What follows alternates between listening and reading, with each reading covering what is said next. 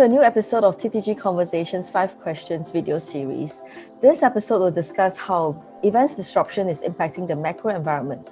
Giving us insight on this topic is Geoff Donaghy, Director of Convention Centres, ASM Global Asia Pacific, as well as the CEO of the International Convention Centre Sydney.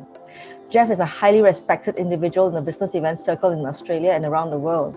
He recently completed his second term as president of the International Association of Congress Centres and remains the representative on the Joint Meetings Industry Council. He served 5 years as the chair of the Business Events Council of Australia, where he steered greater government recognition for the industry, and has recently been reappointed to the board as deputy chair. He has been a member of several industry and government boards, including Queensland's Tourism and Events Corporations. It's wonderful to have you on this series, Geoff. Thank you, Karen. Great to be speaking with you. Thank you. I've got 5 questions for you, and here is the first one. Now that business events have been disrupted for almost the entire year because of the pandemic and border restrictions, what is the impact on the national economy and the wider community?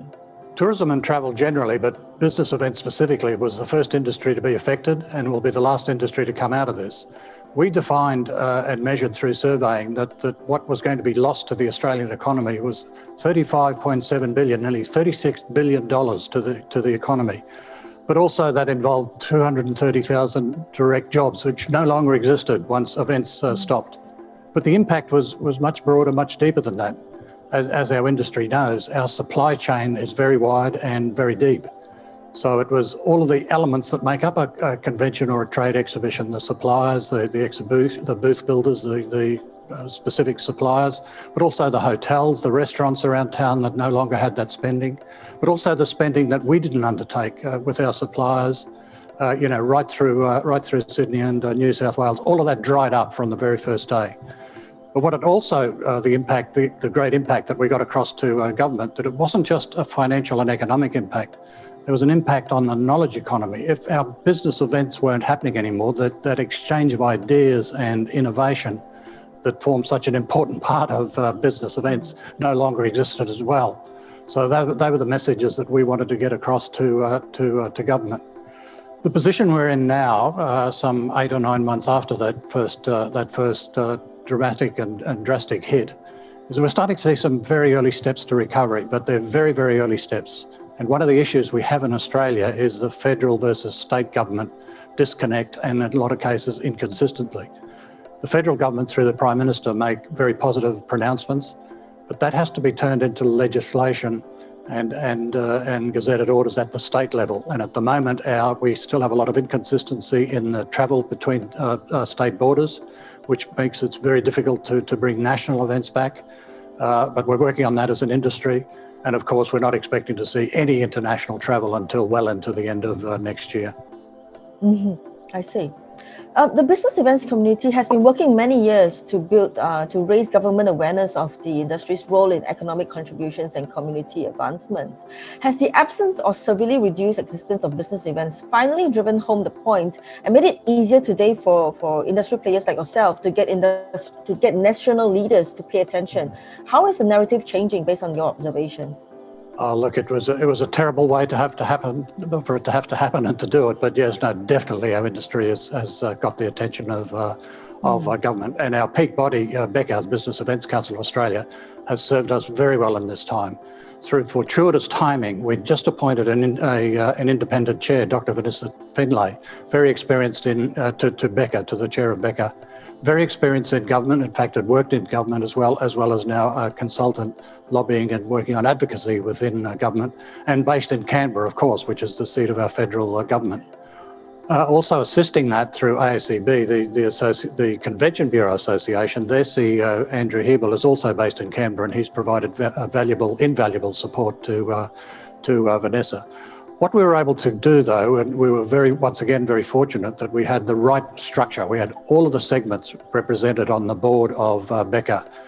The bureaus were there, the centres were there, our exhibition and meetings associations, but also PCOs. So we were able to present right from day one a collective and cohesive voice, and that's very, very important to be able to do that with government in these times. Well, at any time really, but more particularly in these times of crisis.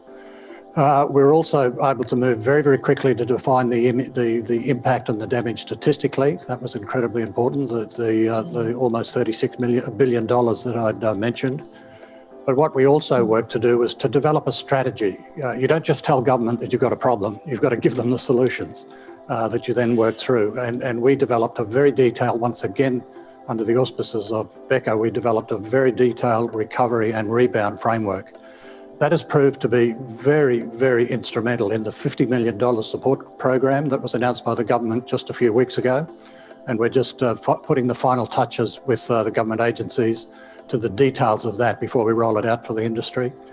We're also very, very instrumental in lobbying and advocacy for the JobKeeper subsidy that the federal government announced right at the very beginning, in subsidising staff members to either who remained at work or were stood down, and provided them with a subsistence amount to keep them surviving. That initially was out to September. We lobbied very strongly to get it to December and then to March as well. So our voice certainly got listened to. So we're in a very good position to continue that recognition and that credibility way after, and to ensure that the data that we produce and the messaging that we produce is fed directly into federal governments at the right level. We had meetings with the Prime Minister as well as the relevant ministers, but also to use that then at the state level, because as I'd mentioned, we have that inconsistency at times between federal and state government. So we have to cover both angles and both channels. Mm-hmm. Thank you for the very broad understanding of how things are working over there. What can event venue operators do in then, to contribute to the event's recovery?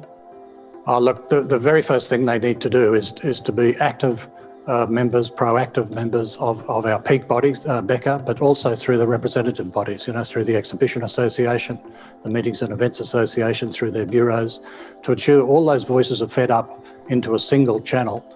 We always hear during these times of crisis, or at any time really, that the industry needs one voice and one message. My theory on that, though, is that it has to be a combination of the two. There are times when you need one voice and one message, and times when you're dealing directly with, for example, a Prime Minister or a Federal Tourism Minister. But just as importantly, we believe it's all important to have one message and many voices, so that the message, the things that we're wanting, the things that we need, the things that we're lobbying and advocating for, can then be added to and supported, and the choir of many voices across those industry associations is incredibly important. So to have broad and deep representation in those representative bodies, in turn then who make up our peak body, has proved to be invaluable. The message, of course, is the important role of business events. One of the, not just in the economic and financial contribution, but in the contribution to the knowledge economy, but also for the legacy that well-structured and well-run business events leave behind in the community. And it's important to get that role of business events generally across. One of the things we had to establish when there was a crackdown, and I think just about every country in the world used this same terminology, a crackdown on mass gatherings, because it was mass gatherings that provided the health risk and the transmission risk. What we had to get across, and we've been very successful in it, was to establish that business events aren't mass gatherings. They're actually very well managed and very controlled gatherings. So that was the message. Took a little while to get traction on that message, but we've achieved that. We've achieved that now as well. The other thing that venues have to do is to work closely with their local authorities to develop COVID-safe operating plans, to give not just the authorities, but the clients for those events and then the attendees of those events, that they're coming to a safe, well-managed environment. We're very fortunate here at ICC Sydney, and through our parent company, ASM Global, they pulled in expertise from all around the world and developed an incredibly widespread venue shield program and management program. And that's been rolled out across the 325 venues worldwide that make up ASM Global, through all categories: convention centres, stadiums, arenas and theatres as well. So what we've had to do, and what we're just at the very beginning now, is to start that momentum of confidence, to start building confidence in clients to place their events, and that's starting to happen, as I said. But in turn, the next hurdle that has to be overcome is the confidence in the attendees. For attendees at a conference to register for a conference, for a company to take a booth at an exhibition booth at a trade or consumer exhibition. So it's those steps that we need to undertake right across the industry in every venue. It's not a competitive advantage thing. The whole industry needs to start developing that momentum and start developing that confidence that business events can be run safely, but more importantly, can be run in a very financially viable way. Now, ICC Sydney has advocated the establishment of a legacy that benefits local and regional communities, such as through sourcing fresh produce from local and regional growers to feed your event attendees. Now, you mentioned earlier that, right from day one of the pandemic, everything in terms of such purchases have dried up. So in this era of reduced face-to-face business, how is your venue upholding this commitment to your local producers? Well, as you've identified, Karen, we had a very, very well-developed and widespread legacy program. And had been widely acclaimed, not just around Australia, but all around the world in the industry. And that involved us engaging very closely with our First Nation communities, environmental sustainability practice and measures that we were able to give to event organisers that could measure the impacts of their own events. We dealt directly with Generation Next, the students, whether they were at secondary schools or at universities, and brought them and draw them into event programs as well, which spread those benefits deep into that community. Similarly, with creative industries, we've used a whole lot of creative people to participate in convention programs, and we work very closely, particularly through our neighbours, UTS, the University of Technology of Sydney, through innovation and entrepreneurs as well, to give them a place in trade exhibitions and in conventions. So that was proving to be very successful and world-leading stuff. Separately, we took a decision to deal directly with our primary producers, our winemakers and our farmers, and we were dealing directly with 135 of those individually, some small, some large, and of course some medium in between. Now, on face value and right from the start, no events equals no benefits flowing through all of those channels. But we looked at each of those channels to see how we could at the very least keep communication going with those groups and those communities. But we've also maintained a very strong connection. For instance, we continued to support the New South Wales Wine Awards, which are now the ICC Sydney New South Wales Wine Awards, to keep our partnership going with the number of wine producers that we deal directly with. What we were able to do is for each of those, primary producers, the winemakers with their cellar door innovation, the primary producers with their farm gate sales, wherever they were doing those things, we were able to support them through our social media channels as well. Even though we weren't buying off them, we were doing everything we could to encourage other members of the community, other members of the public, to at least buy directly off them.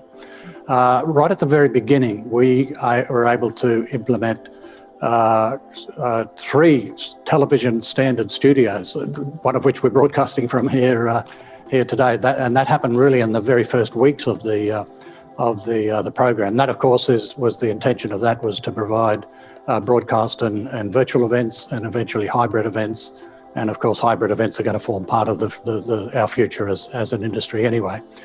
But what we were able to do with those studios was to provide pro bono, free of charge support broadcast to any number of government agencies, to schools, to charities, and particularly our industry associations. We've run awards nights, we've run workshops and seminars, panel sessions, and provided over 100 of those in recent months to those organisations, as well as the commercial, starting to do some of the to blend that into our commercial activities in that area as well. We provided free parking to all the frontline workers in the city and the CBD area, police and emergency workers, people like that, who are having to, because of the reluctance of people to use public transport for obvious reasons, which is starting to recede now, but provided free parking for all those frontline workers, police, emergency services, paramedics, to be able to get into their work. We provided the venue for police and military training as well. So we really made sure that we continued to still provide at the very least a connection, but wherever possible, some ongoing benefit to that broad community that we deal with through our legacy program. And as our events return, we'll be able to reactivate the more traditional benefits and activities of that legacy program. That's wonderful, Geoff. If there's one major lesson the business events community could take away from this crisis, what would it be? Well, Karen, without giving away my age, I've actually lived and managed through September 11, the GFC, SARS and MERS. And I think one thing that has really struck me through all of that is that no one predicted any of those. It's virtually impossible to predict the future of these types of events.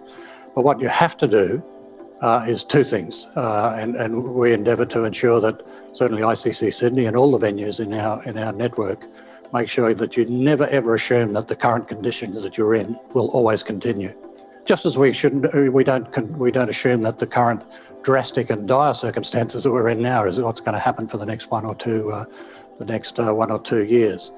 So as well as that, you have to be as agile as possible, ready to respond when these things do happen, as they will happen. You know, there will always be pandemics, there will always be financial crises, there will also be crises of security and terrorism.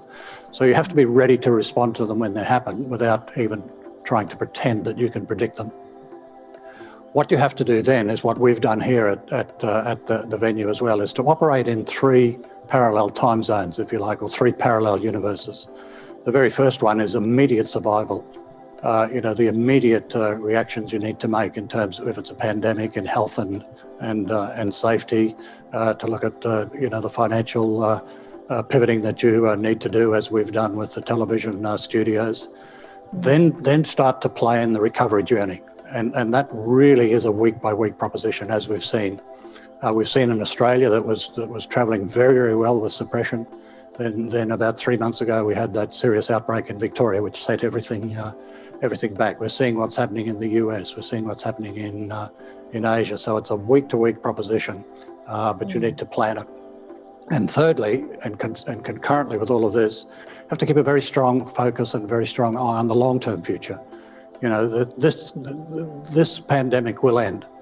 We just don't know when. So we need to be looking at 2, 3, and even 4 years year ahead, and making sure that we blend all of those activities, all of those initiatives, all of those strategies into addressing each of those 3 time zones and 3 parallel universes. Probably as an industry, the final voice I'd point out, the final advice I'd suggest there is to make sure that there's a strong representative structure, as we were very fortunate to have with Becca, so that where necessary, and where appropriate, there's one voice that can go to those entities, governments and government agencies and media that just want one voice. They don't want to have to sift and dissect a whole lot of opinions and requests. And that one voice, that those representative bodies have to define themselves structurally. And I mentioned that we covered all of the segments of business events here in Australia. You have to define yourself statistically.